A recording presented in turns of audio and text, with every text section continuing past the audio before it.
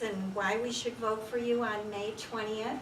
We're going to go right to left, so we'll start with Dan, then Bill, Jessica, Steve, and Doug, and you'll each have 2 minutes.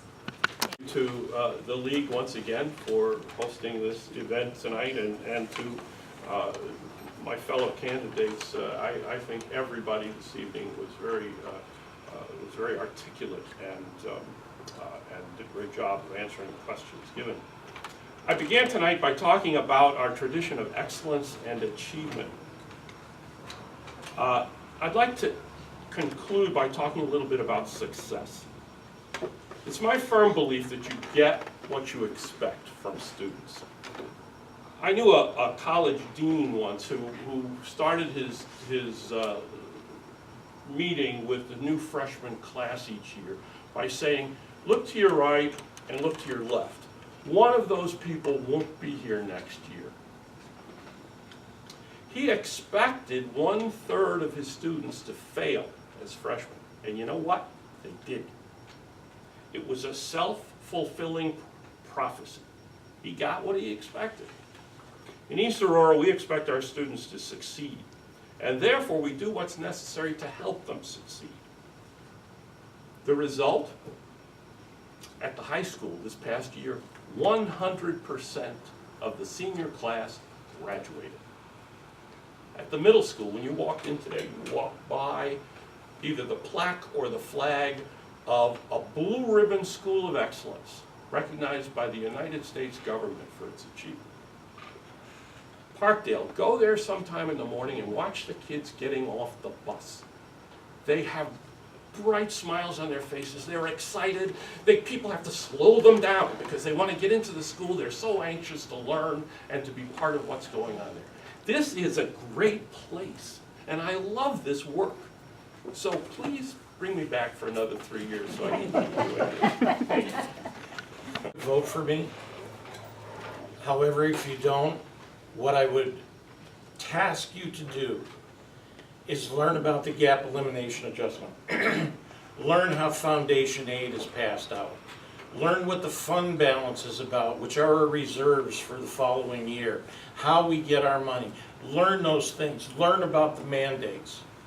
Because I see funding taking away the great things that Dan just talked about with this school district. When I moved here because of this excellence of this school district and this community. I do not want to see that excellence go away and taken away by politicians. It's not good for the students, it's not good for the school, the parents, to be run in such a way that it's politicians who are taking away their future. That's why I'd like you to vote for me, because I won't have it. I'm that annoying. Ask my wife. Thanks. Women voters and the candidates for this evening. I'm hopeful that we've provided enough information for all of you to make a decision on May 20th. In closing, I'd like to say that experience matters. As a first-term board member, I can tell you it took me a while to get my feet under me when I first joined the board and to become a truly effective board member. There is a lot to learn. Our current board is made up of 7 individuals. 4 of the 7 are serving their first term.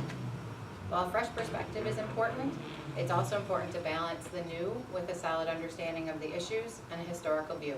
We don't want to reinvent the wheel every time an issue comes up. Additionally, I've learned that diversity of opinions is beneficial to the district. When we come to the table with different viewpoints, we are more likely to have a discussion and truly give each issue the attention it deserves.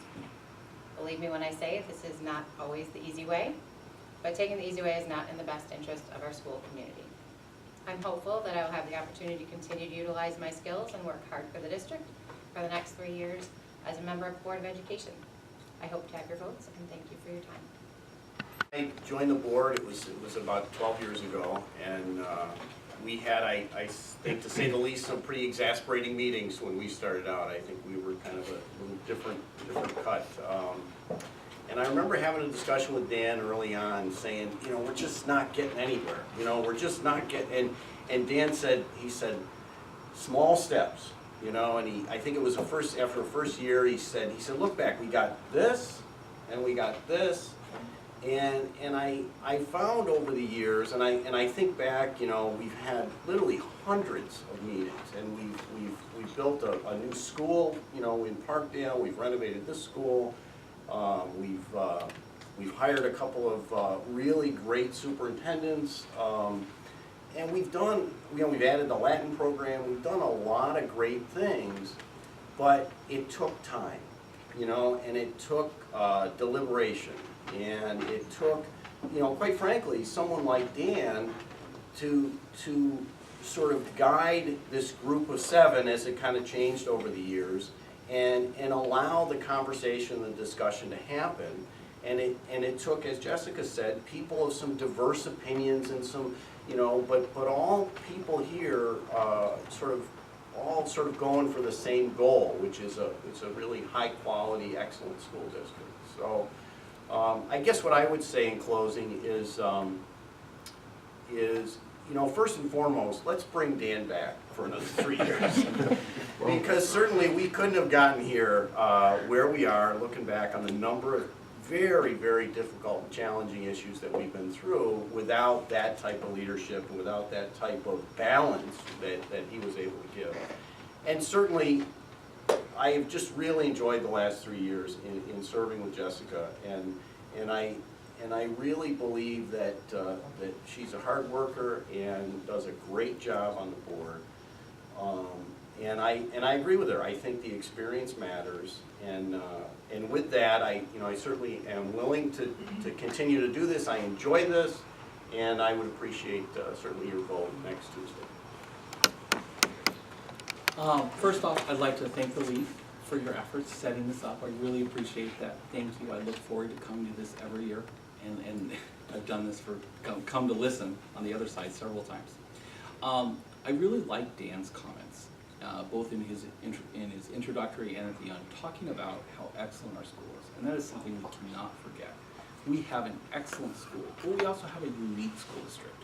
If you think about the other excellent school districts in this area, Williamsville, Orchard Park, they're very, very different. They're big. They're impersonal. They don't allow a lot of student ability to try different things and new things. It's very hard to get onto some of the sports teams. It's very hard to get into the musical. It's very hard to get into various things there. Here, it's very easy for the students to be involved in a lot of different things, and that is a neat thing about our school district, and I think that's part of the reason why we have people here instead of living in those other districts. We need to retain that. But we also need to do so physically prudently. We have a lot of stress on our district. We have a lot of constraints with the task cap and unfunded mandates.